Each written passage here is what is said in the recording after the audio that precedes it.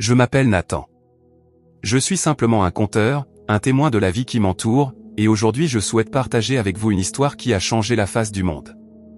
Ce n'est pas une légende oubliée, ni un conte pour endormir les enfants, mais l'histoire d'un amour si profond qu'il a transcendé le temps et l'espace, celui de l'amour du Père. Je vous invite à me suivre dans ce voyage, dans un monde où la lumière naît dans l'obscurité et où l'espoir se glisse dans les interstices des villes les plus modestes. L'histoire débute dans un quartier modeste d'une petite ville, loin des fastes et des paillettes, où les murs usés et les rues étroites racontent le quotidien d'âmes courageuses. Dans ce décor humble vivait Maria, une jeune femme d'environ 25 ans, au regard plein de rêves et aux traits empreints d'une douce mélancolie. Maria, dont les longs cheveux noirs se laissaient tomber en vagues désordonnées, portait une robe bleue simple, déjà un peu défraîchie par le temps, qui témoignait de sa modestie mais aussi de sa dignité. Elle attendait un enfant, un cadeau mystérieux qu'elle pressentait comme l'expression d'un amour divin, même si le monde autour d'elle ne semblait pas lui réserver la moindre faveur. À ses côtés se trouvait Joseph, un homme de 28 ans, au visage empreint de sérénité malgré les épreuves. Ses cheveux noirs, courts et soigneusement taillés, et sa barbe naissante accentuaient la douceur de ses yeux bruns, lesquels brillaient d'un espoir silencieux.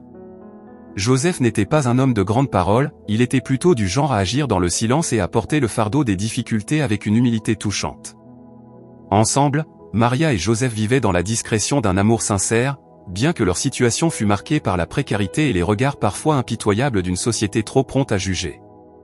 Un soir glacial d'hiver, alors que la ville se parait de ses ombres et que le vent sifflait entre les bâtisses, Maria et Joseph se virent contraints de chercher un abri pour la nuit.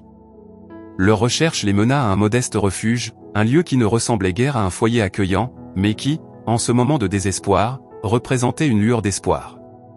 Le bâtiment, aux murs écaillés et aux fenêtres mal ajustées, dégageait une atmosphère de simplicité et d'humilité. À la porte, une femme au sourire chaleureux, nommée Ruth, les accueillit avec une bienveillance désarmante. Ruth, une bénévole d'une cinquantaine d'années aux cheveux grisonnants tressés avec soin, portait un modeste foulard aux motifs anciens et une robe simple qui avait connu de meilleurs jours. « Entrez, mes enfants, vous êtes ici en sécurité », leur dit-elle d'une voix douce, emplie de compassion. Ce refuge, bien que spartiate, était un havre de réconfort. À l'intérieur, les murs étaient marqués par les traces du temps, et le sol en béton ne laissait aucune place à l'illusion du luxe. Pourtant, l'atmosphère y était imprégnée d'une chaleur humaine qui transcendait la rudesse du décor. Maria fut conduite dans une petite pièce où un mince matelas reposait sur le sol, à peine éclairé par la lueur vacillante d'une bougie posée sur une table bancale. Là, entourée de quelques couvertures usées et de l'odeur discrète d'encens, elle sentit une étrange paix s'emparer d'elle, comme si, malgré l'adversité, un souffle divin venait la soutenir. Pendant que Maria se préparait à affronter le douloureux moment de l'accouchement, Joseph restait près d'elle, silencieux mais présent, murmurant de petites prières dans un souffle étouffé. Il savait qu'il devait être fort, non seulement pour elle, mais pour l'enfant qu'elle portait. Dans le tumulte de ses pensées, il se remémorait des paroles entendues jadis, des mots qui parlaient d'un amour inconditionnel, d'une promesse d'espoir qui défiait les convenances du monde. Et puis, au cœur de cette nuit sombre, un miracle se produisit. Dans le calme relatif de cette pièce modeste, Maria donna naissance à un petit garçon. Ce fut comme si, au moment précis où le bébé poussa son premier cri, le monde entier retint son souffle. Le nouveau-né, que Maria et Joseph nommèrent Joshua, un nom porteur de promesses et de salut, fut accueilli avec une émotion presque palpable. Maria, les yeux embués de larmes de joie, regardait son fils avec un amour incommensurable. Joseph, quant à lui, sentit en lui une vague de fierté et de gratitude qui chassait, ne serait-ce qu'un instant, les doutes et les peines accumulées au fil des années. Ce moment suspendu dans le temps résonnait comme l'annonce d'un nouveau commencement.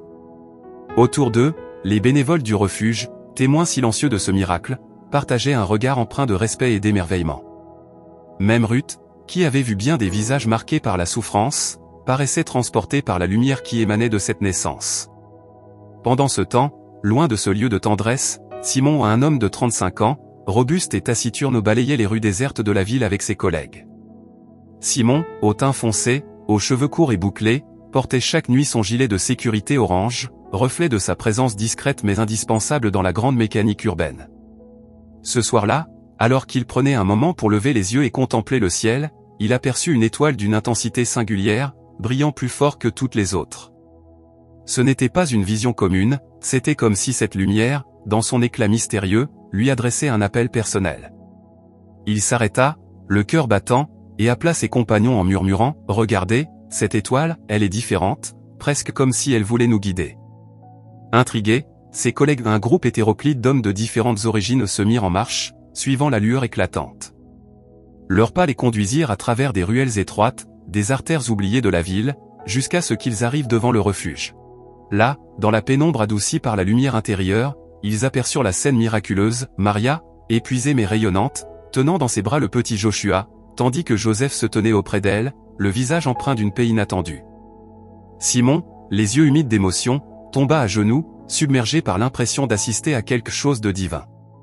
Je me souviens encore de la voix de Simon, pleine d'une sincérité bouleversante, qui disait « Je ne comprends pas tout, mais je sais que cet enfant porte en lui l'espoir d'un monde meilleur. » Ces mots résonnèrent en moi comme une invitation à redécouvrir la beauté cachée dans les moments les plus simples, à croire que l'amour véritable se manifeste dans le cœur des hommes, même dans les situations les plus désespérées.